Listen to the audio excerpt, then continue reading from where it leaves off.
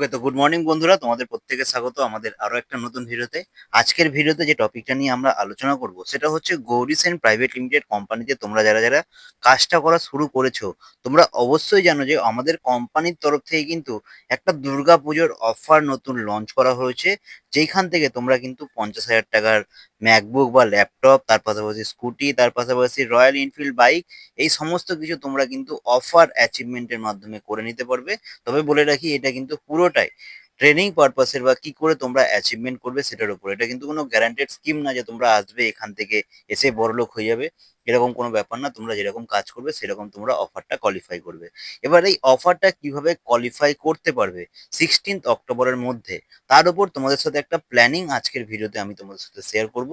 তো সেটাই আমি তোমাদের সাথে শেয়ার করতে চলেছি। তো চলো বেশি দেরি না করে আজকের ভিডিওটা শুরু করা যাক। আর হ্যাঁ, তার সাথে বলে রাখি, তোমরা যারা যারা এখনো গৌরীজেন প্রাইভেট লিমিটেড কোম্পানিতে আইডি তৈরি করোনি, যারা ভাবছো আইডি তৈরি করবে, তাহলে দেখো স্ক্রিনে আমার কিন্তু হোয়াটসঅ্যাপ নাম্বার দেখতে পাচ্ছো, তাহলে আমার সাথে পার্সোনালি যোগাযোগ করতে পারো। যারা কাজ শুরু করেছো অবশ্যই ভালো করে কাজটা করো। আর যারা এখনো আইডি করোনি, এরকম অফার তোমরাও পেতে চাইছো, তাহলে স্ক্রিনে দেওয়া হোয়াটসঅ্যাপ নাম্বারে আমার সাথে কিন্তু যোগাযোগ করতে পারো। ওকে, তো দেখো এখানে সবার প্রথমে আমরা যদি অফারের ডেটটা যদি দেখি, আমাদের অফারের ডেটটা কবে থেকে দেওয়া হয়েছে? 1 আগস্ট থেকে আমাদের কিন্তু অফারের ডেটটা দেওয়া রয়েছে, তাই না? এবার 1 আগস্ট থেকে যদি দেখি, আজকে অলরেডি কিন্তু আমাদের 20 আগস্ট, আমি যখন ভিডিওটা বানাচ্ছি। আর কালকে থেকে যদি আমরা প্ল্যানিংটা শুরু করি, তাহলে 21 আগস্ট থেকে আমরা কিন্তু 16 অক্টোবর পর্যন্ত সময় পাচ্ছি। অর্থাৎ আমাদের কাছে 7 সপ্তাহ 3 দিন সময় রয়েছে। এবার যদি আমরা কেউ চাইছি যে প্রথম অফারটা কি ছিল, আমাদের আইফোন অথবা ম্যাকবুকে, যেখানে 50,000 টাকা দামের, আমরা সেটা কিন্তু অ্যাচিভ করতে পারবো। তার জন্য ক্রাইটেরিয়া কি দিয়েছে? 30টা ডাইরেক্ট, লেফট সাইড থেকে 200টা, রাইট সাইড থেকে 200টা। এবার এই অফারটা তোমরা কোয়ালিফাই করবে কি করে? দেখো এখানে আমি সপ্তাহের একটা ভাগ করে দিয়েছি। তোমরা যদি ভাবো একবারে করে নেবো, সেটা কিন্তু করলে হবে না। তোমাকে সপ্তাহে আগে প্ল্যানিংটা আনতে হবে যে প্রত্যেক সপ্তাহে আমার নিজের কটা ডাইরেক্ট লাগছে, টিম থেকে কটা পেয়ার ম্যাচিং লাগছে, এবং পার ডে তাহলে আমাকে সেখান থেকে কতজনকে, সেইখানে টিম থেকে কতগুলো পেয়ার লাগছে, আর সেখান থেকে প্রত্যেক সপ্তাহে তোমাকে নিজে কতটা প্ল্যানিং দেখাতে হবে, আর প্রত্যেক সপ্তাহে বা প্রত্যেক দিন টিম থেকে কটা প্ল্যানিং দেখাতে হবে। দেখো উইক 1-এ লেখা রয়েছে তুমি ডাইরেক্ট কটা করাবে, 3টে। তার জন্য তোমাকে কি করতে হবে? সেমিনারে যদি বলা যায় কতজনকে বসাতে হচ্ছে, 12 থেকে 15 জনকে এক সপ্তাহে। ঠিক আছে? উইক 2-তে সেম ভাবে তুমি 3টে জয়েনিং করাবে, উইক 4-এ 4টে, উইক 4-এ 4টে, উইক 5-এ 5টা, উইক 6-এ 5টা, উইক 7-এ 6টা। এরকম ভাবে যদি তোমরা দেখো, প্রত্যেক সপ্তাহে যদি আমরা এই টার্গেটটা নিয়ে দৌড়ই, তাহলে তোমাদের কিন্তু ডাইরেক্ট জয়েনিং এর সেখানে ক্রাইটেরিয়াটা কমপ্লিট হয়ে যাবে। এবার পেয়ার ম্যাচিং এ যদি কথা বলি, প্রথম সপ্তাহে তোমাকে টিম থেকে যেটা পেয়ার ম্যাচিং বার করতে হবে, রাইট সাইড আর লেফট সাইড থেকে, সেটা হচ্ছে 10টা। সেকেন্ড সপ্তাহে 20টা, তার পরের সপ্তাহে 20টা, তার পরের সপ্তাহে 30টা, তার পরের সপ্তাহে 40টা, তার পরের সপ্তাহে 50টা, তার পরের সপ্তাহে 50টা। তাহলেই কিন্তু তোমার 20টা, অর্থাৎ 220টা, যেখানে 200টা লাগছিল, তোমার 220টা টিম সেখান থেকে কিন্তু কোয়ালিফাই হয়ে গেল। যাই হোক, এবার তোমরা যদি টিমের অফারটা কোয়ালিফাই করতে চাইছো, তাহলে পার ডে তোমাকে কি করতে হবে? পার ডে মিনিমাম 2টো করে টিম থেকে জয়েনিং, 2টো করে পেয়ার লাগবে। সেকেন্ড উইকে 3টে করে, থার্ড উইকে 3টে করে, ফোর্থ উইকে তোমার যেটা লাগবে 4টে করে, এবং ফিফথ উইকে 6টা করে, সিক্স উইকে 7টা করে, সেভেন্থ উইকে পার ডে 7টা করে পেয়ার ম্যাচিং তোমাকে বার করতে হবে। তার জন্য কি কাজ করতে হবে? তোমাদের যদি সেমিনারে প্রত্যেক সপ্তাহে তোমরা যদি নিজেদের ডাইরেক্টটা কমপ্লিট করতে চাইছো, 12 থেকে 15 জনকে সেমিনার দেখাতে হবে। দ্বিতীয় সপ্তাহে সেম, তারপরের সপ্তাহে 15 থেকে 20 জনকে, তারপরের সপ্তাহে 15 থেকে 20 জনকে, তারপরের সপ্তাহে 20 থেকে 25 জনকে, তারপরের সপ্তাহে 20 থেকে 25 জনকে, তারপরের সপ্তাহে 25 থেকে 30 জনকে। ব্যাস, এইটা তোমার প্ল্যানিং, নিজস্ব প্ল্যানিং। আর টিম থেকে প্রত্যেক দিন 10 থেকে 20 জনকে সেমিনার বসাতে হবে। পরে তারপরের সপ্তাহে প্রত্যেকদিন 20 থেকে 25 জনকে সেমিনারে বসাতে হবে। তারপরের সপ্তাহে 20 থেকে 25 জনকে, তারপরের সপ্তাহে 25 থেকে 30 জনকে, মানে পার ডে এটা কিন্তু, ঠিক আছে, টিমের প্ল্যানিংটা। তো সেখান থেকে পার ডে 30 থেকে 35 জনকে, তারপরের সপ্তাহে 35 থেকে 40 জনকে, তারপরের সপ্তাহে 35 থেকে 40 জনকে সেমিনারে বসাও, 35 থেকে 40 জনকে পার ডে।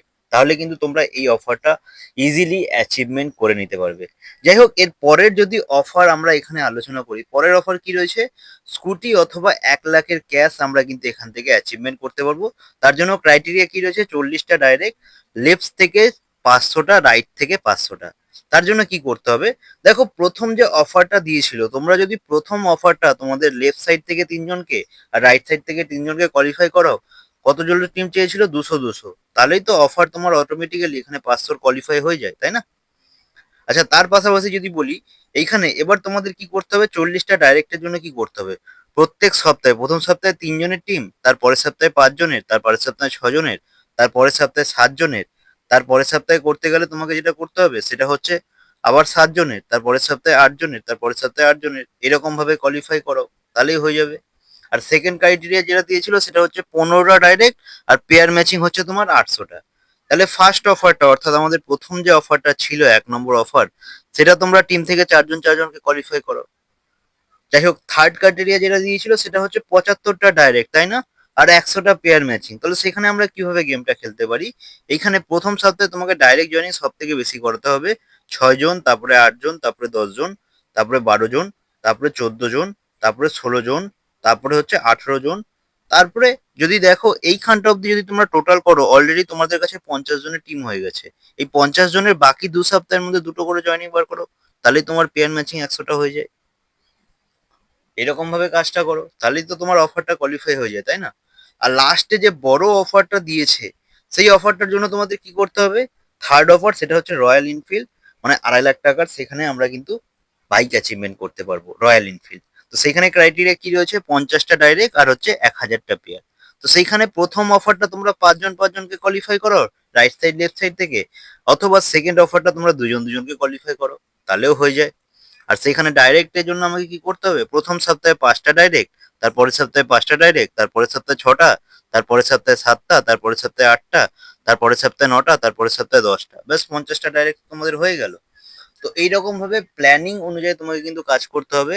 অর্থাৎ প্রত্যেক সপ্তাহে তোমাকে দেখে নিতে হবে তোমাকে টিম থেকে করা লাগছে আর তোমার পার্সোনাল করা লাগছে, সেই অনুযায়ী প্ল্যানিং অনুযায়ী কাজ করো, তাহলে কিন্তু ইজিলি অফারটা তোমরা গ্র্যাব করতে পারবে। আরে টার্গেটটা বড় রাখো না, টার্গেটটা বড় রাখো, টার্গেটটা বড় রাখো। যদি থার্ড অফারে টার্গেট রাখো, চলো ভাই ঠিক আছে, সেকেন্ড অফার তো কোয়ালিফাই করবে। সেকেন্ড অফারে যদি টার্গেট রাখো, যদি কোয়ালিফাই না হয়, ফার্স্ট অফার তো কোয়ালিফাই করবে। কিন্তু তুমি যদি টার্গেটটাই ছোট রেখে দাও, আমি ফার্স্ট করব, তাহলে ফার্স্টটা না হলে তাহলে কোথায় যাবে, তাই না? তো এই টার্গেটটা কিন্তু তোমাকে বড় রাখতে হবে, আর বড় করে টার্গেটটা এগোতে হবে, তাহলে অবশ্যই অ্যাচিভমেন্ট করতে পারবে। মাথায় কখনো এই জিনিসটা ভেবে নেবে না যে আমি পারবো না। অবশ্যই অফারটা দিয়েছে, সবাই যদি কোয়ালিফাই করতে পারছে তাহলে অবশ্যই তোমরা পারবে। ব্যাস খালি প্ল্যানিংটা করতে হবে, কিভাবে করতে হবে। তোমার কতজনের টিম অ্যাক্টিভ রয়েছে সেই অনুযায়ী প্ল্যানিং করো, অ্যাক্টিভ মেম্বারদের নিয়ে প্ল্যানিং করো, কজনকে কোয়ালিফাই করাবে, কোন অফারটা তারা কোয়ালিফাই করতে চাইছে সেই অনুযায়ী প্ল্যানিং করো, ঠিক আছে? এরকম ভাবে তোমরা কাজটা করো, অবশ্যই কিন্তু অ্যাচিভমেন্টটা করতে পারবে। তো চলো সবাইকে টাটা, বাই বাই।